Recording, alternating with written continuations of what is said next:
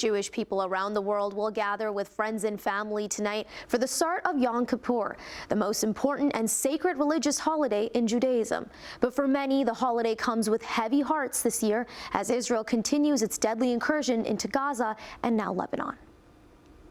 The nearly 100 Israelis still held captive by Hamas weighing especially heavy on the minds of Jewish people around the world today. It's different, especially for the families of the hostages or anyone who has known someone who was kidnapped or killed during the war. Sundown tonight marks the start of Yom Kippur, the most sacred day of the Jewish calendar. For some, it's the second year in a row without the loved ones who were killed in the October 7th attack or taken hostage sitting around the dinner table. This year I feel different than any other year because of what happened on October 7th. While some residents of the coastal city of Tel Aviv expressed resignation, others expressed resolve in the face of the threat posed by Israel's foes on the holy day. October 7th was the worst anyone could ever imagine. So they can shoot 200, 300 ballistic missiles. That doesn't worry us anymore. Like, we've been through the most difficult times that we ever faced, and now we're strong. In Canada and the United States, police have promised increased security around synagogues and Jewish cultural centers ahead of the major holiday. There is not so much space for gatherings. You know, there are some gatherings are cancelled because of the threat.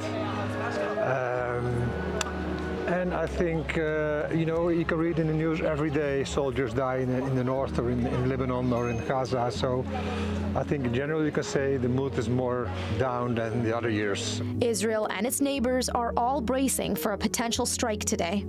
It's so obvious that they might do something on this day, so we'll be very careful that it won't happen. I'm not worried, more worried today than I was yesterday. Experts predict the Israeli Defense Force could launch a major attack over the holiday. Earlier this week, we spoke with Michael Pregin, former U.S. intelligence officer, who said the IDF is likely eyeing key targets in Iran. So between today and October 11th, we're likely to see an Israeli response, one that will target infrastructure, key leadership, and military facilities, something the U.S. has not done.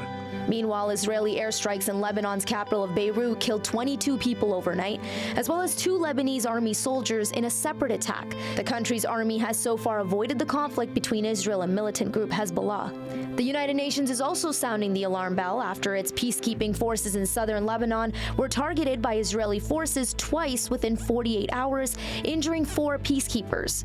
The United Nations and Lebanese government have condemned the attack, and peacekeepers say they're staying put despite even as they're caught in the crossfire. Just thousands of people have left, but thousands are still stuck in this area. So deconflict these activities is very important and has been very, very challenging. And it's important to, at the moment, I think that would be the priority.